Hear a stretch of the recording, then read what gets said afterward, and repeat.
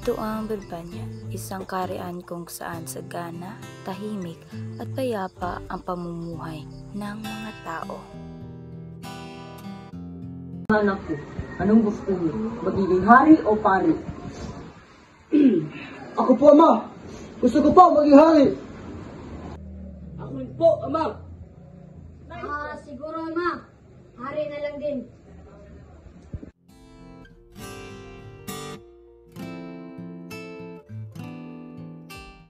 Isang gabi ay nanaginip ang hari. Diego, nakikita mo ba doon si Juan? Oo, malamang. Kitang-kita mo din ba yung sinong kasama niya? Oo, malamang. Ibang Adarna. Ano pa ba? Meron akong balak gawin kay Juan. Anong binabalak mo, Pedro? Ang binabalak ko para kay Don Juan ay kunin sa kanya ang ibong Adarna. Sa anong paraan? Ang binabalak ko para makuha ko sa kanya o atin ang ibong Adarna ay bubugin siya hanggang di na makatayo. Sa panaginip niyang ito ay pinaslang ni Don Pedro at Don Diego si Don Juan.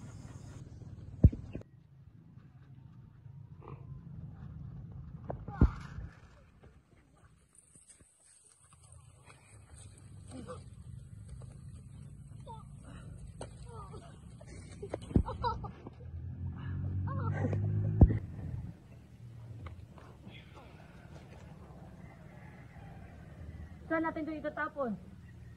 Labis siyang nag-alala sa kanyang napanaginipan, dahilan upang siya ay magkasakit ng malubha.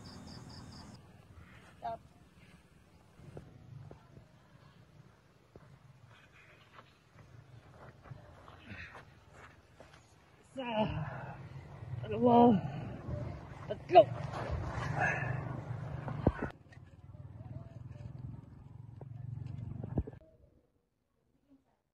Ang sakit ng hari ay kadahilanan ng kanyang labis na pag-aalala tungkol sa kanyang mapanaginipan. Ano ang lunas para sa kanya sakit?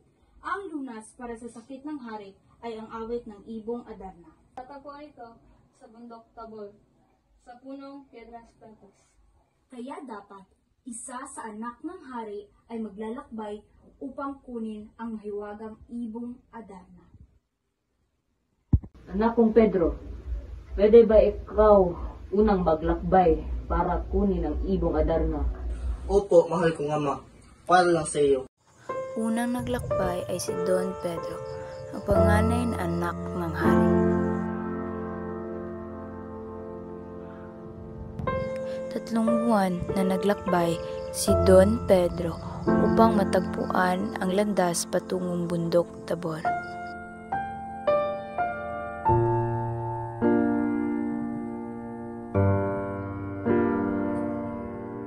Nang marating ni Don Pedro ang Piedras Blancas ay agad siyang magpahinga. Pagod na ako. Mabuti may isang bato dito. Matulog na ako dito. Nang makarating ang ibong Adarna, agad itong kumanta ng 7 beses, dahilan upang si Don Pedro ay tuluyang makatulog. Pagkatapos nitong kumanta, ay agad nitong inuputan si Don Pedro at tuluyan itong Mahal kong ama, kung nabigo si Pedro, ako naman ang susubok para lang sa iyo.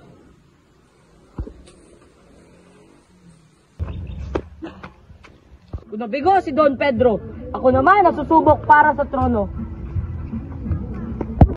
Ang pangalawang naglakbay ay si Don Diego.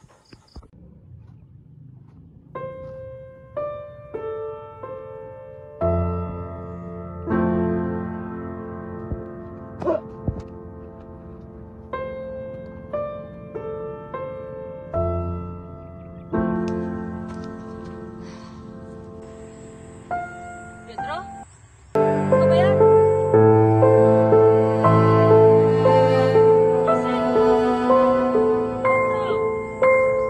Pedro, ano ba nangyari sa'yo? Siguro magpapahinga na rin ako. Kasi malayo rin naman nilakbay ko. Kagaya ni Don Pedro, si Don Diego ay naging bato rin dahil sa ibong Adarna. ka na susubok, mahal kong ama. Pangakong hindi ko babalik na biguan. Ang pangatlong naglakbay ay si Don Juan, ang bunsong anak ng hari. Para sa iyo, mahal kong ama, gagawin ko ang lahat. Noong una ay nag-aatubili pa ang hari na paglakbayin si Don Juan, sapagkat iniisip niya kung paano lamang pag natulad ito sa kanyang dalawang kapatid, hindi na makabalik sa Berbanya.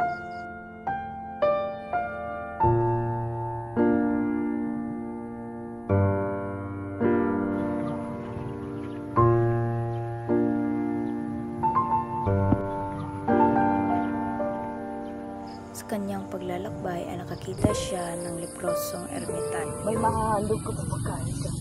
Isa na po ang aking tinapay. Subalit, sayo na lang po ito. Salamat, iho. Ngunit, saan ka ba patungo? Hinahanap ko sana ang punong Piedras Platas at kunin ang ibong Adarna. Kung gayon pa man, ano ba ang matutulog ko sa'yo? Sa ano po bang paraan para makuha ko ang ibong Adarna? Una, pag makakita ka ng isang bahay ko, isa itong palatandaan na malapit ka na sa punong Piedras Platas. Pag nakita mo na yung Piedras Platas, tiyak na hindi pa naroon ang ibong Adarna. Pag nakita mo na yung ibong Adarna, maghanda ka na sa sabangkan. Pag ito ay kumanta, mapapatulog ka. Sa isang kanta, katumbas ng isang sugat sa inyong pala. Kung gayon, salamat matandang ermitanyo.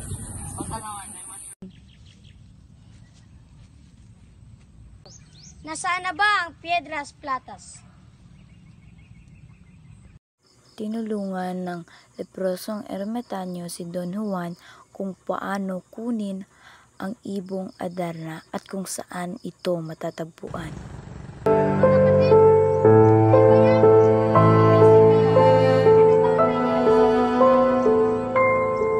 Nang makarating si Don Juan sa Piedras Platas ay agad niyang nakita si Don Diego at Don Pedro.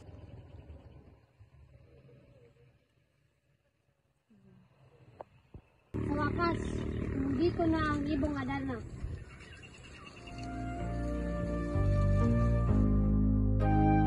Nang makita ni Don Juan ang ibong Adarna, talaga namang siya ay nabighani sa ganda nito.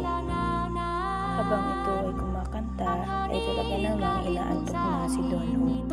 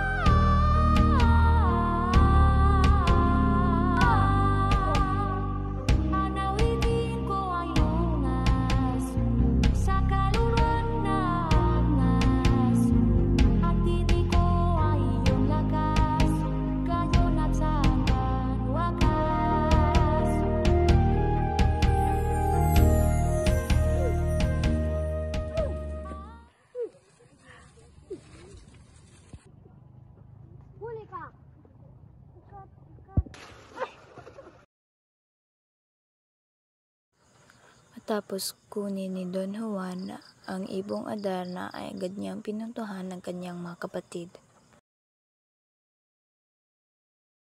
Agad na tinapunan ni Don Juan ang kanyang mga kapatid ng tubig na ipinadala ng ermitanyo. Ito ay upang magbalik anyo ang kanyang mga kapatid.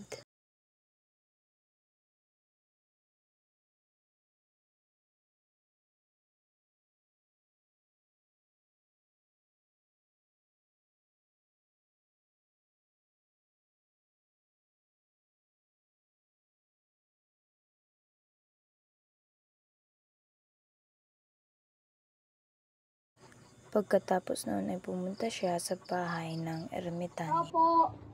Matandang ermitanyo, nandyan ka ba? Iyo, nagtagumpay ka ba? Opo. Nagtagumpay po ako. Ngunit, pagamot sana ako sa aking mga sugat. Rito, gagamatin ko yan. At may nainanda din ako pagkain para sa'yo.